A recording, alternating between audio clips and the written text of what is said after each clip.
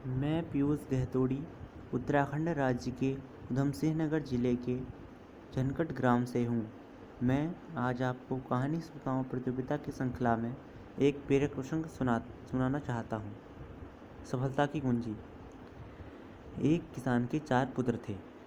चारों के चारों पुत्र बड़े आलसी और निकम्मे प्रवृत्ति के थे। उनके भविष्य को लेकर बेचारा बूढ़ा किसान चिंतित रहता था और पिछले कुछ दिनों से उसको अपनी तबीयत भी नासार लग रही थी, अर्थात उसे अपनी तबीयत खराब लग रही थी। स्वास्थ्य को लेकर उसका अंदाज बिल्कुल सही था। उस दिन बीते ही वह अत्यधिक बीमार पड़ गया। उसे इस बात का भी अंदाज़ा लगने लगा कि वह बस कुछ पल ही जीवित है। तो उसने अपने चारों पुत्रों को अपने पास बुलाया और कहा, मेरी मृत्यु निकट है, अतः मैं जो कहने जा रहा हूँ उसे ध्यान से सुनो। मैंने अपना सारा धन घर के पिछवाड़े यानी पीछे वाले खेत में दबा रखा है।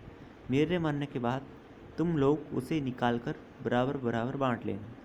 इतना कहने के बाद उस किसान के प्राण घेरो हो गए, अर्थात प्राण चले गए, वह स्वर्गवासी हो गया। चारों पुत्रों ने फटाफट खेतों में पहुंचकर उस कीमती खजाने को ढूंढना शुरू कर दिया ताकि खजाना सबसे पहले उनको ही मिले। खेतों को खोदना और खजाना ढूंढना का यह सिलसिला कई दिनों तक चलता रहा, पर वहाँ उन्हें कोई खजाना नहीं मिला, जिससे उन्हें बड़ी निराशा हुई। उसी गांव का बूढ़ा सरपंच किसान का बहुत अच्छा दोस्त था।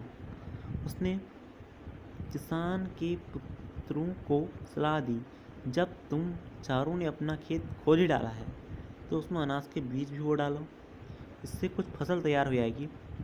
सरपंच की बात मानकर पुत्रों ने बीज बो दिए। लगभग 3 महीने में ही उस खेत में सरसों की फसल लहलाने लगी। इसे देखकर किसान के पुत्रों का चेहरा प्रसन्नता से खिल उठा। दरअसल बूढ़े किसान का असली खजाना यही था कि उसके आलसी पुत्रों को मिल चुका था, जो अब उसके आलसी पुत्रों को मिल चुका था। किसान चाहता था कि मेरे आलसी पुत्र परिश्रम करें।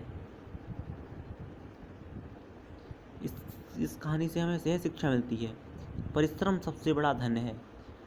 मतलब परिश्रम करने वाला व्यक्ति ही सुखी रहता है। व्यक्ति के परिश्रम के बल पर जीवन में उन्नति और